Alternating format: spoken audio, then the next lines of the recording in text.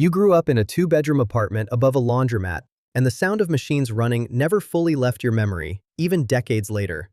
Your father worked two jobs and still couldn't cover a bad month. Your mother kept a coffee can of cash hidden behind the flour, and you knew, without being told, that the can was the difference between the lights staying on and the lights going off. You never had an allowance. You had chores and the understanding that money didn't grow, it just moved from one emergency to the next. At 19, you're working the overnight shift at a call center, taking complaints from strangers who scream at you for policies you didn't write. You make $11.50 an hour.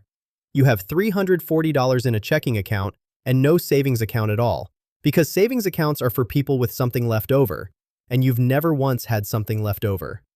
A coworker, older than you, mentions almost in passing that he puts $25 out of every paycheck into something called an index fund. You don't know what that means. You look it up on your phone during a break, standing in a stairwell because it's the only quiet place in the building. You open an account with $50. It feels like nothing. It is nothing compared to what you actually need, which is a new transmission for a car that's currently held together by a coworker's advice and a prayer. But you leave the $50 in, and the next paycheck you add $25 more, because the coworker told you the amount doesn't matter as much as the habit does, and something about that sentence lodges itself in you and doesn't leave. At 23, you're promoted to a shift lead position. The raise is small, but you don't feel it in your spending, because you never let yourself feel raises. Every increase goes straight into the account before you can talk yourself into a nicer apartment. You're still living with two roommates in a place that smells like someone else's cooking every night. You don't mind.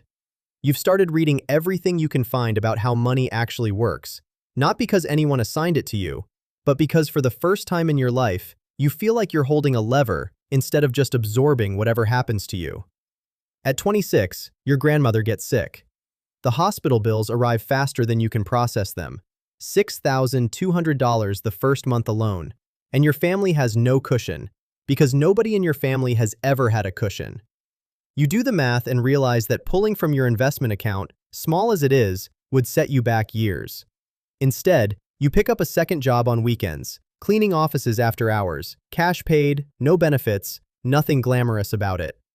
Every dollar of that cash goes directly toward the hospital bills. You track the number on a sticky note on your refrigerator, and you watch it shrink, slowly, over 14 brutal months, while your investment account keeps growing untouched in the background, because you refuse to treat it as an emergency fund. It was never going to be an emergency fund. It was going to be the floor everything else got built on, and you protected that floor even when it would have been easier not to. At 29, the hospital debt is gone. You redirect every dollar that used to go toward it straight into investing instead, the same way you redirected your raises years earlier.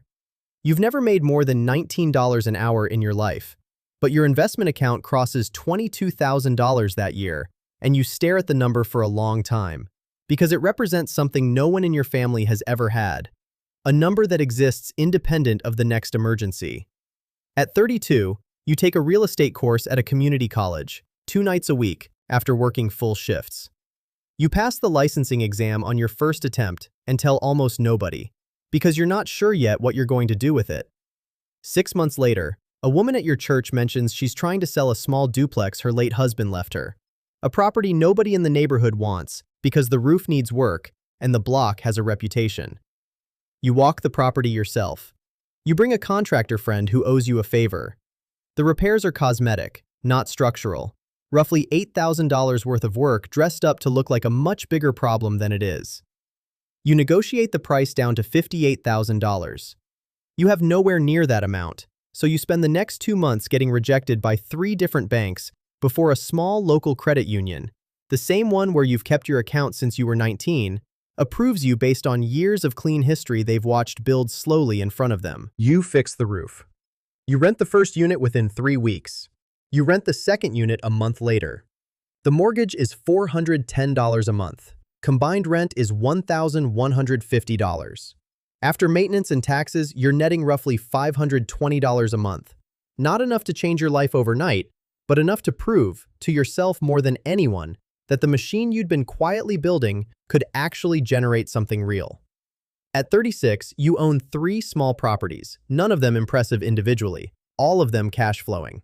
Your investment account, still funded automatically every single paycheck, the same way it has been since you were 19, crosses $140,000. People at work start asking how you did it, expecting a secret, a stock tip, a formula. You give them the honest, unglamorous answer. You lived below what you earned for 17 straight years and never once stopped. Not during the hospital bills, not during the bad years, not during the good ones either. At 39, a tenant in one of your units stops paying, and for the first time you have to serve a formal notice yourself, sitting at your kitchen table, filling out a form you found online, feeling none of the confidence you thought ownership was supposed to give you. You handle it anyway. You learn that year that owning assets doesn't remove the hard parts of life. It just changes which hard parts you're dealing with. The stress of collections is different from the stress of scarcity, but it's still stress, and nobody warned you that building something doesn't mean the discomfort stops. It just changes shape. At 41, your mother finally retires, and for the first time in her life, she doesn't have to worry about the coffee can behind the flower. You cover the gap her pension doesn't reach, not as a loan, not as a gift she has to acknowledge, just quietly, automatically, the same way you've automated everything else in your life. She doesn't fully understand how you're able to do this. You don't fully explain it either. Some things don't need to be explained, only done. At 45, you sit down with your own children for the first time and open custodial investment accounts in their names, seated with money you wish someone had put behind you at their age. You don't tell them it's there. You'll tell them when they're old enough to understand what patience actually costs and what it eventually pays.